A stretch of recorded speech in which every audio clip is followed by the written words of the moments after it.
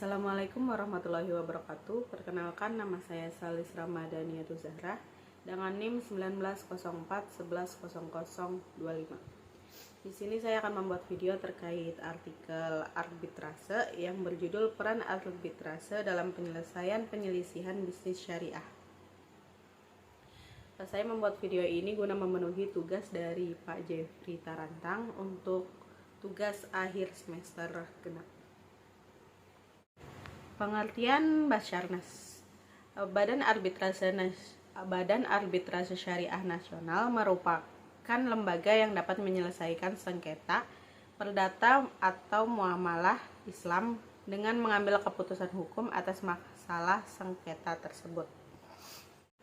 Istilah arbitrase di sisi lain berasal dari bahasa Belanda arbitration dan bahasa Inggris arbitration, bahasa Latin arbitre, artinya penyelesaian atau pemutusan suatu sengketa berdasarkan kesepakatan yang diajukan dan diikuti oleh seseorang atau lebih keputusan hakim atau merujuk pada mereka. Arbitrase adalah Mahkamah Agung di mana para pihak yang bersengketa atau para pihak yang ingin mengajukan sengketa atas hak privasi diperiksa sepenuhnya oleh hakim yang adil bagi pihak manapun yang bersengketa. Selanjutnya yaitu prosedur berperkara melalui Basarnas. Yang pertama adalah lembaga arbitrase. Lembaga-lembaga yang dimaksud dalam dokumen ini adalah lembaga-lembaga yang sengaja dibuat atau didirikan oleh untuk tujuan penyelesaian sengketa atau penyelesaian sengketa.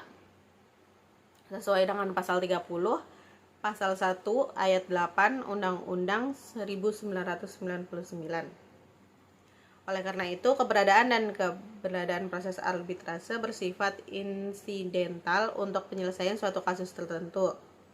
Ada beberapa badan arbitrase nasional, regional, dan internasional yang diakui sebagai berikut, yaitu Badan Arbitrase Nasional Indonesia atau yang biasa disebut BANI. Yang kedua ada Badan Arbitrase Muamarat Indonesia atau yang biasa disebut BAMUI. Yang ketiga ada Badan Penasihat Hukum Asia Afrika. Ini untuk secara umum arbitrase ditemukan memiliki keunggulan dibandingkan badan peradilan. Di antaranya yaitu kerahasiaan sengketa para pihak dijamin, dihindari penggunaan prosedural dan administrasi. Ketiga, para pihak dapat memilih seorang arbiter yang memiliki pengetahuan, pengalaman, dan latar belakang yang cukup mengenai sengketa dan berkeyakinan untuk jujur dan tidak memihak. Yang selanjutnya yaitu putusan tersebut merupakan putusan yang mengikat para pihak dan dapat dilakukan dengan langkah-langkah yang sederhana. Dalam suatu putusan arbitrase, para pihak dapat membatalkan putusan jika dilakukan bahwa putusan tersebut memuat hal-hal sebagai berikut. Dokumen yang disajikan dalam pemeriksaan pasca penghakiman akan diterima sebagai pernyataan palsu atau palsu. Yang kedua, setelah membuat keputusan, terdapat menemukan dokumen yang sangat penting disembunyikan oleh pihak lain. Yang ketiga, keputusan dibuat berdasarkan konsekuensi penipuan yang diakui oleh salah satu pihak ketika mempertimbangkan suatu perselisihan.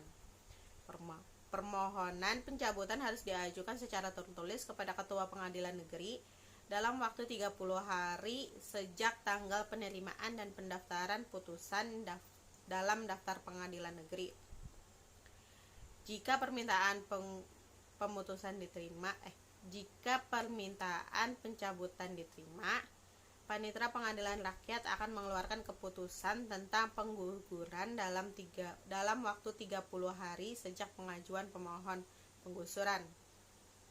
Dalam hal ini, para pihak dapat mengajukan kasasi ke Mahkamah Agung yang akan mengeluarkan putusan tingkat pertama, dan tingkat pertama Mahkamah Agung juga memiliki waktu 30 hari untuk mengeluarkan putusan kasasi.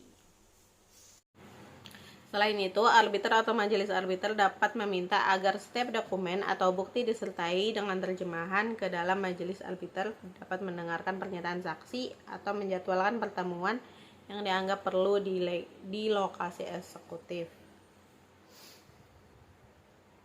Kemudian selain itu para pihak memiliki kesempatan terakhir untuk menyatakan posisinya masing-masing secara tertulis dan mengajukan bukti yang dianggap perlu untuk mendukung posisinya dalam batas waktu yang ditentukan oleh arbiter atau majelis yang ditentukan oleh arbiter. Jika diharapkan dapat diminta keterangan tambahan dari para pihak secara tertulis, dokumen atau bukti lain yang dianggap perlu pada saat arbiter atau majelis arbiter terpengaruh. Tinjauan persaingan harus diselesaikan selambat-lambatnya 180 hari setelah pembentukan arbiter atau majelis arbiter. Jika mau BIC ini saat ini dapat diperpanjang. Untuk biaya pemanggilan dan perjalanan saksi ahli ditanggung oleh para pihak yang meminta. Mengenai mekanisme tindakan Basarnas memiliki mekanisme atau prosedur operasi yang diantaranya yaitu permintaan arbiter, pengangkatan sebagai arbiter, acara inspeksi, kedamaian, barang bukti, dan saksi atau ahli, proses pemeriksaan, pengambilan keputusan, perubahan penilaian, keputusan, pendaftaran penghakiman, eksekusi putusan, dan biaya arbiter.